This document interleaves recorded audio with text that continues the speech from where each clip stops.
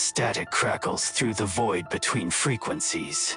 You found a station that shouldn't exist, broadcasting from the borderland between waking and nightmare. The dial won't turn back now. I am Damien Tao. Tonight's transmission comes from a factory town that vanished from maps 30 years ago. The silence there is so deep it has weight. Our subject is Michael Chen, a 30-year-old laborer at the chemical fertilizer plant. An ordinary man, until the morning everything changed. Dawn had barely broken when violent pounding shattered the Chen family's breakfast. Fists hammering wood like death knocking. Michael's father opened the door to find old man Wang from down the street.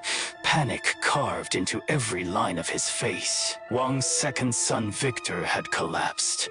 Something terrible had happened in the night. They needed the Chen family's truck immediately. Michael dropped his chopsticks and followed his father outside.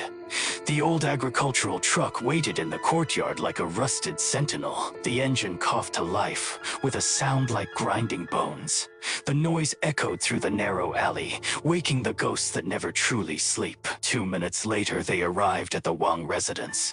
A crowd had already gathered, their faces masks of horrified curiosity. The crowd parted like flesh around a blade. Michael leaned forward to see Victor Wang lying on the ground, his wife cradling him as she sobbed. Victor's belly was swollen like he'd swallowed the moon, grotesquely distended, as if something inside wanted desperately to get out. He writhed on the ground, screaming with a voice that didn't sound human anymore. More animal than man, more demon than either. It took 4 strong men to wrestle Victor onto the truck bed. His body fought them like it belonged to something else now. The truck raced toward the county hospital, Victor's screams trailing behind them like black ribbons in the wind. At the county hospital, they carried him into the emergency room. The doctor took one look and knew they needed to pump his stomach immediately. The operating room door swung shut with the finality of a coffin lid. In the hallway, time moved like cold honey. Old man Wang couldn't explain what happened. Victor claimed he was working the night shift, but he never came home until dawn transformed into this suffering thing. 3 hours of surgical horror later, Victor emerged from death's waiting room. They wheeled him into recovery, still pale as paper money burned for the dead. When Victor finally had strength to speak, his eyes wouldn't focus. They kept drifting to corners of the room where nothing stood. His lips trembled as he began the tale, and with each word, the temperature in the room seemed to drop. The night before, a shipment had arrived late at the factory. Victor and his crew had worked past 11 unloading cargo that smelled faintly of rust and old graves. Hungry and exhausted, Victor wanted to grab drinks with his co-workers. But men with families don't go drinking at midnight. They scattered like startled crows. Victor pedaled home alone through streets so quiet he could hear the chain on his bicycle clicking like a death rattle. He hummed a tune to fill the silence, but the silence had teeth, and it was hungry. The bike's rear seat suddenly sagged as if someone had climbed on. The weight was undeniable. Real wrong. Victor whipped his head around. A young woman sat perched on the rear rack, dressed entirely in white that seemed to glow in the darkness. Her voice drifted from somewhere far away, like wind through empty buildings. "Big brother, I got off work late. Could you give me a ride?" Victor hadn't even answered before she settled herself completely, as if his consent was never required, as if she'd always been there. "Where do you live?" he managed to ask, his voice smaller than he intended. "Keep going forward," she said. "I'll tell you when we arrive." Her words had no warmth, like speaking to a corpse. Unease crawled up Victor's spine like cold fingers. Something was wrong, but he couldn't name it. The wrongness had no shape yet. The night wind carried a smell from the woman. Not perfume, not sweat, something else. Something that made his stomach turn. It was the smell of earth, of burial plots. of root cellars opened after decades sealed, the stench of things that should stay underground. The woman's body pressed against his back, and the cold seeped through his shirt like she was made of winter itself. After what felt like hours compressed into minutes, she spoke again. "Here, this is where I stop." Victor stopped the bike in the middle of nowhere. No houses, no lights. Just darkness that seemed to breathe. "Be careful in the dark," Victor started to say. But when he turned around, the woman had vanished like smoke. No footsteps, no sound. Just gone. He scanned the darkness. No silhouette, no movement. The night had swallowed her completely, or she'd never been solid to begin with. Panic jolted through Victor's chest. He pushed off and started pedaling furiously. Behind him, he felt invisible eyes watching. He'd barely gone 10 yards when 3 men stepped from the roadside shadows, blocking his path like they'd been waiting there for centuries. Victor's heart dropped into his stomach. Robbers. This far from town, screaming wouldn't bring help. Only echoes. He gripped the handlebars, muscles tensing to bolt. But the lead man smiled, and somehow that was worse than any threat. "Don't be afraid, brother," the man said, his smile stretching too wide. "You just gave our sister a ride home. We want to thank you properly." Relief washed through Victor, though it felt slippery, wrong somehow. The woman had brothers. This was just gratitude, he told himself. His gut knew better. The men insisted he come to their home. They'd prepared food and drink just ahead, very close. Victor wanted to refuse, but they were so persistent, and he was hungry. So hungry, the kind of hunger that makes you stupid, that makes you follow strangers into the dark. Victor pushed his bicycle as he followed the 3 men into what they called a village. But villages have life. This place had something else. The buildings were ruins. Walls collapsed like rotted teeth. Roofs caved in like skulls crushed from within. "How did so many houses fall apart?" Victor asked, his voice echoing strangely in the dead streets. "Doesn't anyone live here?" "The village relocated," the lead man said without turning around. "Just our family left. We're leaving tomorrow, too." He pointed ahead to a single house with light seeping through cracks in the walls, the only illumination in an ocean of darkness. The house was ancient earthen brick, sagging like it wanted to collapse into the ground, but light meant life. Victor stepped inside. The table inside groaned under the weight of food and wine. Too much food for poverty. Too much preparation for coincidence. The 3 men ushered Victor to sit. Their hospitality felt aggressive, like hands pushing him into a chair he couldn't leave. The lead man grabbed a bottle and filled Victor's cup to the brim. The liquid inside looked darker than normal wine. Thicker. "Come, brother, drink." The 3 men raised their cups in unison, and their synchronized movement felt rehearsed. Ritual. Victor raised his cup and drank. The liquid hit his throat, and every alarm in his body screamed. This wasn't wine. The taste was bitter, astringent, like drinking dirt mixed with something that had been buried too long. Before Victor could object, the men were refilling his cup, then refilling it again, and again a relentless assault of poisoned hospitality. Victor tried to refuse, but their insistence had weight now, physical weight. He couldn't push back against it. His vision started swimming, the room tilted, faces blurred into smears of false smiles. Cup after cup after cup, Victor lost count, lost time, lost the boundary between swallowing and drowning. The world spun faster and faster until it became a whirlpool pulling him down into absolute darkness. When Victor woke, dawn was bleeding across the sky. Pain exploded through his abdomen like his organs were trying to escape. His stomach felt packed with stones. No, not stones, Earth. He could taste it in his mouth, gritty and cold. Victor's hands were caked with dried mud, his fingernails black crescents of soil. His throat burned like he'd swallowed fire. He staggered to his feet and looked around. He was in a graveyard. Ancient stone markers surrounded him like crooked teeth. His bicycle lay nearby and beside it. Spirit money, the kind you burn for the dead. Hundreds of fake bills scattered across the ground. Victor's legs gave out. The implications crashed through him like breaking glass. He drunk with ghosts, fed by the dead, poisoned with grave soil. He crawled to his bicycle and fled.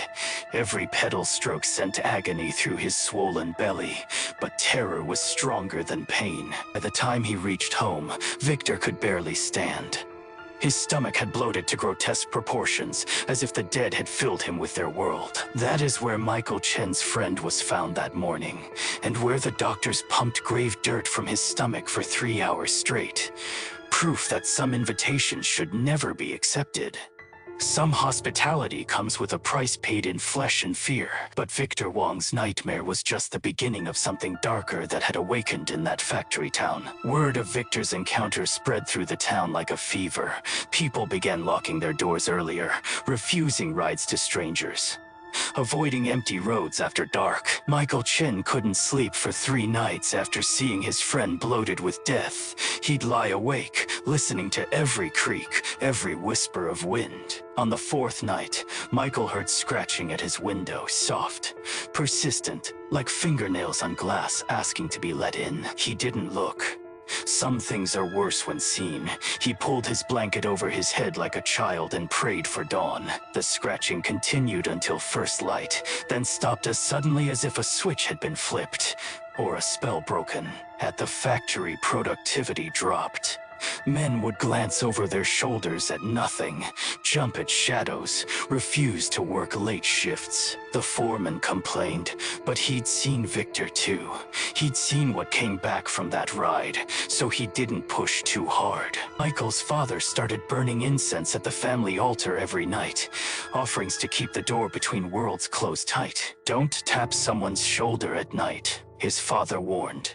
You might snuff out their spiritual pilot light, making them invisible to gods but glowing bright for demons. The warnings piled up like sandbags against a flood that was already through the door. Don't respond if someone calls your name 3 times at night. The 3rd time opens the door. Don't stick your chopsticks upright in rice. That is how you feed the dead, and the dead always want more than you mean to give. The town felt different now. Quieter, as if everyone was holding their breath, waiting for something worse to arrive. 2 weeks after Victor's nightmare, the first disappearance happened. A factory worker named Chen Liu left for the night shift and never arrived. They found his bicycle the next morning, upright in the middle of the road, perfectly balanced, as if he'd simply stepped off and dissolved into air. No signs of struggle, no blood, just a bicycle and the growing certainty that something had claimed him. The second disappearance came 3 days later. A woman walking home from her sister's house. Her shoes were found neatly placed at the side of the road. Neatly, side by side, as if she'd removed them carefully before walking into darkness, or into something worse than darkness. The town elders called a meeting. They needed to consult someone who understood these matters, someone who could see what ordinary eyes couldn't. Old Master Zhou was brought from the neighboring county. He was a Taoist priest, ancient as the mountains, with eyes that had seen too much. Master Zhou walked the streets after midnight, muttering prayers, burning spirit papers at intersections, marking boundaries that had been broken. He visited Victor in his home, looked at him with eyes that seemed to peer through flesh into soul. Victor felt naked under that gaze. You accepted their hospitality, Master Zhou said quietly. You broke bread with the dead. Now they think you're one of them. The priest gave Victor a charm, red paper covered in black ink symbols that looked like they were written in pain. Wear this always. Burn incense daily. Never respond to your name called after dark. And pray they forget about you. But forgetting isn't in the nature of the hungry dead. They remember every debt, every promise, Every invitation accepted, Master Joe set up an altar at the town center. For 7 nights, he chanted sutras that made the air vibrate with frequencies that hurt living ears. On the 7th night, as Master Joe reached the climax of his ritual, every dog in town began howling, a sound of pure animal terror. The wind picked up swirling dust, devils through the streets, and in the wind, people heard voices, calling names, beckoning. Michael Chen heard his name 3 times. The temptation to answer was almost unbearable, like fishhooks in his tongue. But he remembered his father's warning, remembered Victor's swollen belly, remembered the shoes left by the road. He pressed his lips together until he tasted blood. The ritual ended. Master Joe collapsed, exhausted. He'd bought them time, he said. Maybe a month. Maybe less. The hungry dead cannot be destroyed, he explained. Only appeased, only satisfied. And they are never truly satisfied. The factory closed 2 weeks later. Too many workers refusing to come. Too many empty desks. Too much fear poisoning productivity. Families began leaving town, loading possessions onto trucks and buses, fleeing to anywhere that felt less cursed. Michael's family discussed leaving too. But where would they go? The dead can follow. Distance means nothing to things without bodies. Victor Wong grew thinner each week. The charm Master Joe gave him seemed to burn his chest. He could feel it smoldering through his shirt. He stopped eating. Food tasted like grave dirt now. Every meal was a reminder of what he'd consumed in that spectral feast. 1 month after Master Joe's ritual, Victor disappeared. His bed was found perfectly made, his charm left on the pillow like a goodbye note. They searched for 3 days. Found nothing, not a footprint, not a thread of clothing. He'd been erased from the world as thoroughly as chalk from a board. The night after they stopped searching, Michael saw Victor, standing at the end of his street under a broken street lamp. Victor smiled and waved.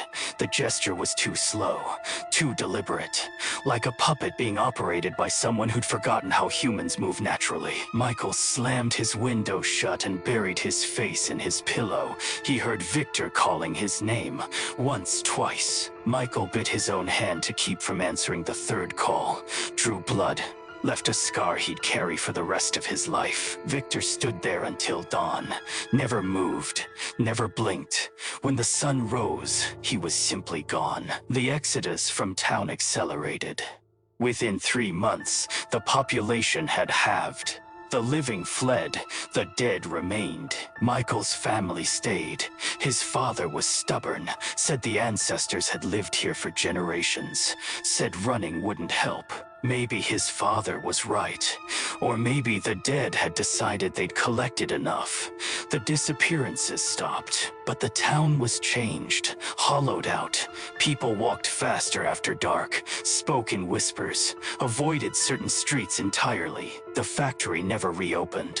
It stands there still, they say, a monument to the night Victor Wang accepted a ride request from the wrong passenger. And on certain nights, when the wind is right, people claim they can still hear bicycle chains clicking in the darkness, and a woman's voice asking for a ride. That story comes from the year 1987, from a town whose name I will not speak, in a province that prefers to forget. But not all tales from those years end in darkness. Some carry light, even if that light costs everything.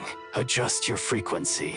We're traveling further back now, to a time when charity could save hundreds and trees could become fortress walls. This next transmission comes from a village tucked in the mountains of Shanxi province, a place where one stranger's labor became a miracle. It was late autumn when the old beggar first appeared on the mountain road. His clothes were rags, his body was bent with age. The village dogs barked but didn't attack. Strange, the villagers thought. Dogs know things humans don't. The beggar collapsed at the village entrance, foam at his lips, convulsing. The village chief, Elder Yang, ordered men to carry him to shade. The village herbalist checked his pulse, prescribed medicine. The villagers pooled resources, some herbs, some broth, some kindness. Within hours, the old man revived. His eyes were clear sharp. They held depths that suggested he was more than he appeared. Elder Yang asked where his home was. The old man shook his head. No home, sky for blanket, earth for bed, wandering until the end comes. The villagers pitied him but had little to spare. Still, they left him to his wandering with some food and a worn coat. 2 days later, they found the old man living in a cave dwelling at the base of the mountain. He'd made a small fire, spread grass for bedding. Elder Yang convened the villagers. The man was old, alone. They could build him a simple house, feed him with their scraps. It was the decent thing. The old man accepted gratefully but made one request. Let the house be at the mountain's base. He wanted to cultivate the land there. The villagers agreed. Within a week, they'd built him a modest earthen house, simple but solid, a place to live out his final years. The old man settled in. The villagers brought rice, vegetables, old clothes, a bowl here, a blanket there, acts of small grace. Then the old man began his work. With borrowed hoe and axe, he cleared land at the mountain's base. Hour after hour, day after day. When spring came, the villagers expected him to plant crops. Instead, he cut saplings from the forest and began planting trees. Trees. The villagers puzzled. Trees take decades to grow, give no food. But tree planting was harmless.